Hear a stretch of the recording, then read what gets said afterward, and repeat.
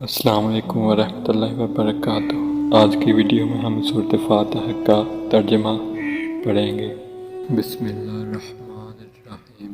شروع اللہ کے نام سے جو سب پر مہربان ہے، بہت مہربان ہے۔ تمام تعریفیں اللہ کی ہیں جو تمام جہانوں کا پروردگار ہے، جو سب پر مہربان ہے، بہت مہربان ہے، جو روز اجزا کا مالک ہے۔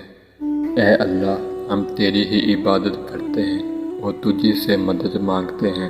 ہمیں سیدھے راستے کی ہدایت عطا فرما، ان لوگوں کے راستے کی جن پر تو نے انعام کیا، نہ کہ ان لوگوں کے راستے کی جن پر غضب نازل ہوا، اور نہ ان کے راستے کی جو بھٹکے ہوئے ہیں۔